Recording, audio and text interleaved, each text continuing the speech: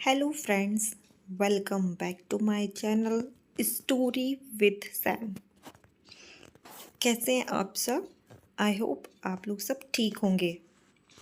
आप सब सुन रहे हैं मेरे साथ लव राइवल। लास्ट एपिसोड में हमने सुना कि रोहित ने जब ईशान और श्रेया को साथ में देखा तो उसे थोड़ा अनकंफर्टेबल फील हुआ। उसे कुछ जलन सी महसूस हुई और उसने सोचा कि मुझे इस कॉन्ट्रैक्ट में कुछ नए टर्म्स ऐड करने होंगे। उसने श्रेया की तरफ देखा और सोचा मुझे कॉन्ट्रैक्ट में ये भी ऐड करना पड़ेगा कि श्रेया किसी दूसरे आदमी के साथ कोई भी फिज़िकल कांटेक्ट नहीं रख सकती। इवन फ्लर्टिंग करना भी अलाउड नहीं है। रोहित ने अपनी डार्क आईज और गुस्से वाले लुक से श्रेया को देखा और उसने कहा, अभी तक हमने हॉस्पिटल वार्ड छोड़ा भी नहीं है और तुमने अभी ही दूसरे आदमियों को लुभाना शुरू कर दिया। Literally you are seducing the man. और रोहित इतना बोलते हुए रूम से निकल गया। उसने पीछे मुड़कर श्रेया को देखा भी नहीं। श्रेया ने ये रियलाइज़ किया कि रोहित अभी क्या बोल के गया है, तो उसने सोचा, what? seducing man? Who is seducing a man? ये कैसी बातें करके गए हैं मिस्टर रंधावा।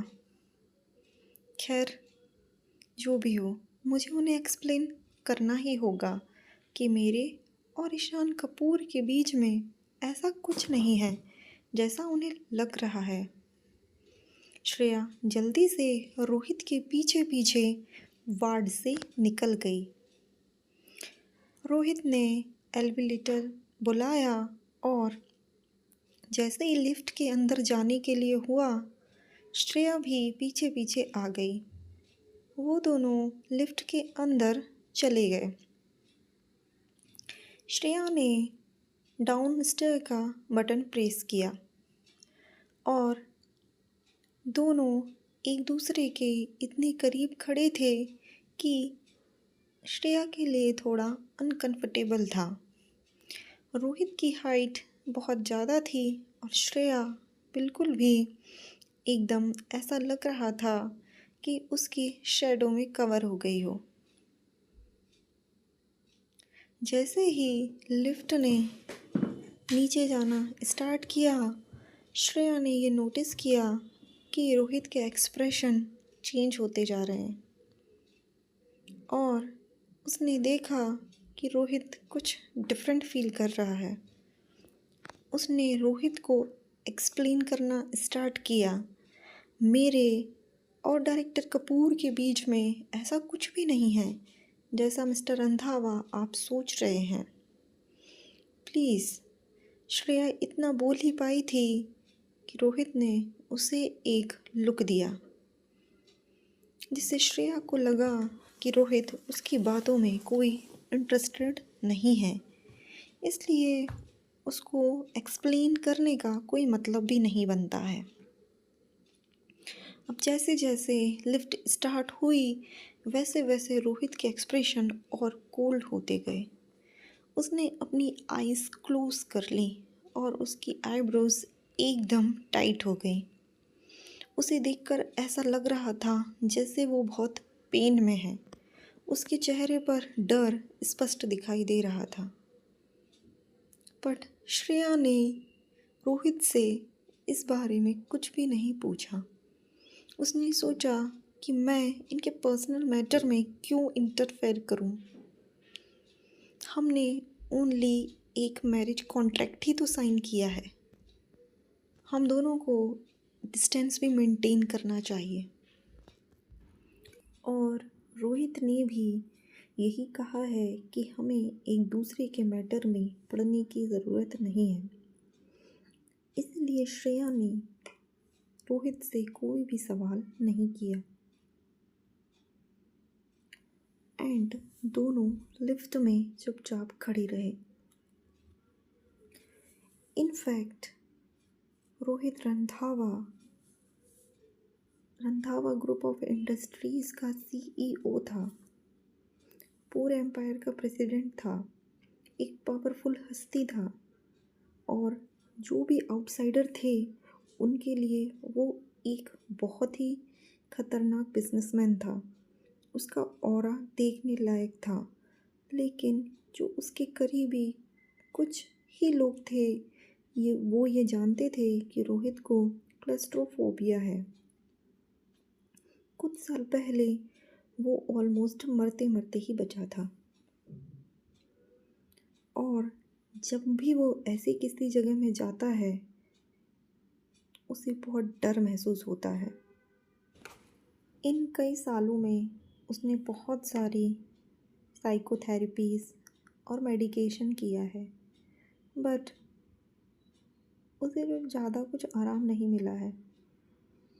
लेकिन हाँ, ये है कि उसके सिम्टम कुछ कम हो गए हैं, लेकिन पूरी तरीके से ये ठीक नहीं हुआ है। अभी रोहित की कंडीशन ऐसी थी कि वो लिफ्ट यूज़ करता है, तो लिफ्ट यदि शॉर्ट टर्म के लिए है तो उसे इतना भी कोई प्रॉब्लम नहीं होता है। श्रेया और रोहित दोनों ही लिफ्ट में चुपचाप खड़े रहते हैं। दोनों एक दूसरे से कोई बात नहीं करते और थोड़ी देर बाद लिफ्ट हॉस्पिटल के पार्किंग ग्राउंड में पहुंच जाती है। जैसे ही रोहित लिफ्ट से बाहर निकलता है उसकी ये सफोकेटिंग फीलिंग चली जाती है और इसके दिल में कुछ राहत महसूस होती है और उसके फेस के एक्सप्रेशन एकदम वापस पहले जैसे नॉर्मल हो जाते हैं और लिफ्ट से निकलकर रोहित अपनी कार की तरफ बढ़ जाता है। श्रेया भी रोहित के पीछे पीछे जाती है और रोहित से कहती है, मिस्टर रंधावा, आप बहुत बिज़ी होंगे, इसलिए आपको मेरे साथ चलने की ज़रूरत नहीं है, मैं खुद से घर चली जाऊंगी। इस पर रोहित ने कहा, मैंने कब कहा कि मैं तुम्हें अपने साथ लेके जाऊंगा। रोहित ने उसकी बात बीच में काटते हुए ये कहा और ड्राइविंग सीट पर बैठ गया और उसके सामने ही कार ड्राइव करके निकल गया। श्रेया बस उसकी कार को पीछे से जाते हुए देखती रह गई। उसे फाइनली ये समझ में आया कि रोहित उसका साथ देने के लिए यहाँ नहीं आया था। लगता है उसने कुछ ज़्यादा ही इमेजिन कर लिया था कि रोहित उसे घर ड्रॉप करने जाएगा।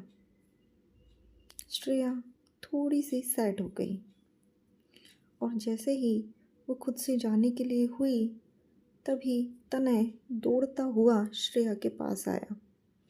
उसने कहा, मिस श्रेया, मेरी कार रेडी है, प्लीज़ आप आइए, मुझे रोहित सर ने आपके साथ जाने के लिए बोला है। तब श्रेया ने कहा, ओके ठीक है चलिए। श्रेया ने सोचा तो रोहित ने तनय को बोला है मुझे घर ड्रॉप करने के लिए। तनय एक बहुत ही प्रोफेशनल असिस्टेंट है। उसने सेफली श्रेया को उसके अंकल के घर पहुंचा दिया और श्रेया ने भी प्यार से तनय को बोला, थैंक यू मिस्टर तनय, आप चले जाइए, आपको मेरे साथ अंदर आने की ज़रूरत नहीं है। सबसे पहले मैं घर जाऊंगी और अपनी मॉम के साथ ये सब डिस्कस करूंगी। पहले मुझे अपनी मॉम को इन सब के लिए मेंटली प्रिपेयर करना है। पहले मैं अपनी मॉम को हमारे रिलेशनशिप के बीच में जो कुछ भी प्रॉब्लम है, मेरे और रोहित की क्या कंडीशन है, कैसे शादी हो रही है, ये सब मुझे उन्हें एक्सप्लेन करना पड़ेगा और उनको मेंटली प्रिपेयर करना पड़ेगा कि वो रंधावा फैमिली से मिल सकें और हमारी शादी की बात कर सकें। I hope you understand. तनय को रंधावा फैमिली की तरफ से श्रेया के घर शादी की बात करने जाना था, लेकिन श्रेया ने उसे मना कर दिया। इसलिए तनय ने भी कुछ ज़्यादा फोर्स नहीं किया। उसने भी श्रेया के इंस्ट्रक्शंस फॉलो किए और उसने कहा, ठीक है मिस श्रेया, तो मैं जाता हूँ, बट पहले मैं आपको घर तक तो पहुँचा दूँ, क्योंकि बहुत सारा सामान है, मुझे ये सब सामान घर तक ले जाना ही होगा। तनय ने गाड़ी की डिक्की ओपन की। रोहित साथ में नहीं आया था, बट उसने बहुत सारे एक्सपेंसिव गिफ्ट श्रेया की फैमिली के लिए भिजवाए थे। बट श्रेया ने जब इतने सारे गिफ्ट्स को देखा तो उसने कहा, इन सब की कोई भी ज़रूरत नहीं है। ये 2 लाइट जो गिफ्ट्स हैं इनको मैं ले लेती हूँ, बाकी सारे गिफ्ट्स को आप अपने साथ ले जाइए। श्रेया ने ओनली 2 गिफ्ट्स बॉक्सेस को पिक किया और उसने सोचा कि ये वो अपनी आंटी को देगी। श्रेया वैसे भी सारे गिफ्ट्स ले जाने वाली नहीं थी, क्योंकि उसने सोचा कि मैं ये गिफ्ट्स अपनी मॉम को दे भी देती हूँ तो उसकी मॉम तो ये रिसीव करेंगी नहीं, और उसकी मामी वो उसकी मॉम को लेने भी नहीं देंगी, और सारी अच्छी चीज़ें उसकी मॉम से छीन लेंगी। उससे बेटर है कि मैं ये गिफ्ट लेके ही ना जाऊँ, इसलिए बस मैं 2 ही गिफ्ट लेके जाती हूँ। श्रेया ने 2 गिफ्ट्स लिए, अपना जैकेट एडजस्ट किया और चली गई। जब वो अपने मामा के घर आई तो उसने देखा कि कितनी ठंड है यहाँ पे, बिल्कुल टेम्परेचर एकदम कोल्ड है। लेकिन जैसे ही उसने सामने आंगन में देखा, वो एकदम से शॉक हो गई। इतने ठंड के सीज़न में उसकी मॉम कंटिन्यूस कपड़े धोती ही जा रही थी, जिसे देखकर श्रेया को मन में बहुत ही बुरा लगा, क्योंकि इतना ठंड का सीज़न था, टेम्परेचर बहुत लो था, और इतनी ठंड में उसकी मॉम एकदम ठंडे पानी से कपड़े धोती ही जा रही थी। श्रेया के मॉम के हाथ एकदम कोल्ड वाटर में थे और उनके हाथों का पीछे का हिस्सा एकदम लाल हो गया था और हाथ की हथेलियाँ एकदम सफ़ेद पड़ गई थी। श्रेया के लिए ये सब देखना बहुत ही पेनफुल था। थोड़ी थोड़ी देर में कपड़े धोने के बाद उसकी मॉम थोड़ा सांस लेती और थोड़ा खांसती थी। ये देखकर श्रेया के दिल में बहुत दर्द हुआ, क्योंकि उसके मॉम को अस्थमा था और वो इसकी मेडिसिन्स बहुत सालों से ले रही थी, और डॉक्टर ने क्लियरली बोला था कि उन्हें ज़्यादा काम करने देना नहीं है और उनको ठंड में भी रहना अलाउ नहीं है। ये देखकर श्रेया ने कहा, मॉम। श्रेया जल्दी से उसकी मॉम के सामने चली गई। जब श्रेया की माँ ने उसकी आवाज़ सुनी तो उन्होंने अपना सर उठाकर देखा और अपनी डॉटर को देखकर वो बहुत खुश हो गई। वाओ, ऐसा लगा उन्हें जैसे पता नहीं उन्होंने क्या देख लिया हो। उनकी जो डार्क आईज़ थी उनमें एकदम से खुशियाँ झलक पड़ी। श्रेया की मॉम ने हाथ के इशारे से श्रेया को कहा, तुम वापस आ गई हो, और उन्होंने हाथ के इशारे से मेन डोर को पॉइंट करते हुए कहा, इसका मतलब ये था कि जल्दी जाओ, बाहर बहुत ठंड है। श्रेया की मॉम बोल नहीं सकती थी, इसलिए वो हाथ के इशारे से ही सब कुछ एक्सप्लेन करती थी और साइन लैंग्वेज में कम्युनिकेट करती थी। श्रेया की मॉम को दूसरों की बातें समझ में आती थी, वो सुन सकती थी और अंडरस्टैंड भी कर सकती थी, बट वो बोल नहीं पाती थी, इसलिए हाथ के इशारों से ही बात करती थी।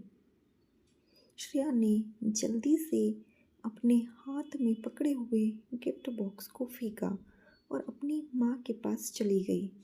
उसने अपनी माँ को उठाया और कहा, मॉम, डॉक्टर ने तो आपको ज़्यादा काम करने के लिए मना किया है क्योंकि थकान आपकी सेहत के लिए अच्छी नहीं है, और उन्होंने ज़्यादा कोल्ड में रहने से भी मना किया था। आप ये कपड़े क्यों वॉश कर रही हो, वो भी ऐसे बाहर इतनी कोल्ड वेदर में? देखिए आपके हाथ कैसे हो गए हैं, और किसने कहा है आपको ये कपड़े धोने के लिए? श्रेया ने ये कहते हुए अपनी माँ के हाथों को पकड़ा, और माँ के हाथों को देखकर हल्के से आंसू उसकी आंखों में झलक गए। जब श्रेया अपनी माँ से बात कर ही रही थी, तभी उसकी मामी की आवाज़ आई, मैंने बोला है तुम्हारी माँ को कपड़े धोने के लिए, इसमें क्या गलत है? श्रेया ने पीछे पलट कर देखा तो देखा उसकी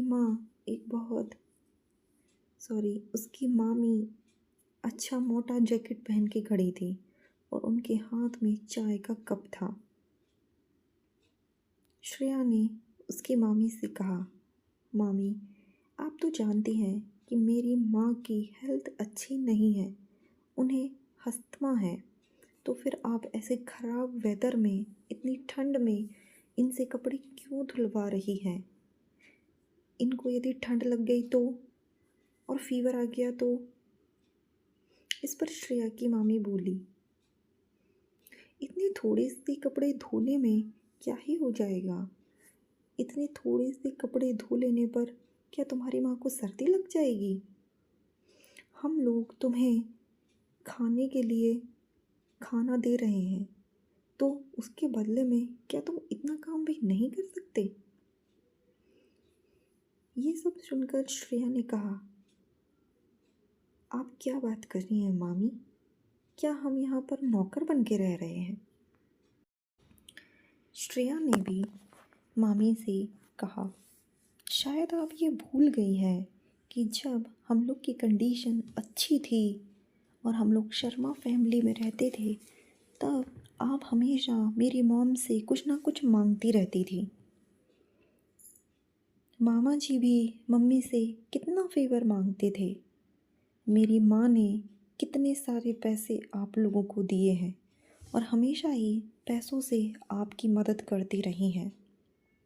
इवन जब मेरे पापा का ये हाल हुआ था, वो फैमिली से अलग हो गए थे, इसके बाद भी मेरी मॉम ने आपकी हेल्प की। बट जब हमारा समय अब बुरा आया है, तो आप मेरी माँ को परेशान कर रही हैं। आप तो उनसे बैलों की तरह काम करवा रही हैं। वैसे भी वो इस घर की बेटी हैं। मामा जी तो उनसे कुछ नहीं कहते हैं। ये उनके भी मॉम डैड का घर है। आपको उन्हें ऐसे परेशान नहीं करना चाहिए। आपको ये अधिकार किसने दिया?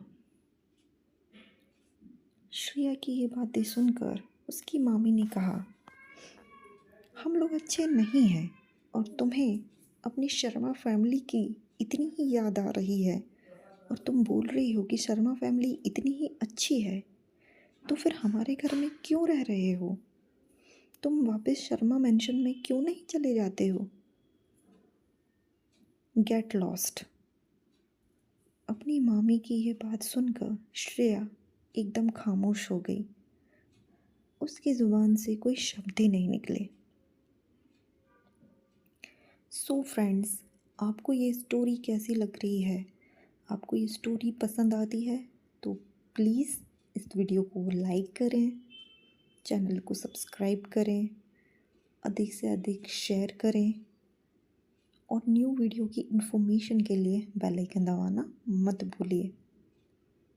और जो भी आपके सजेशंस हैं या महत्वपूर्ण सुझाव हैं, उनको कमेंट सेक्शन में अवश्य बताइए। तो चलिए मिलते हैं नेक्स्ट एपिसोड में और देखते हैं रोहित और श्रेया क्या करते हैं आगे। तब तक के लिए बाय बाय।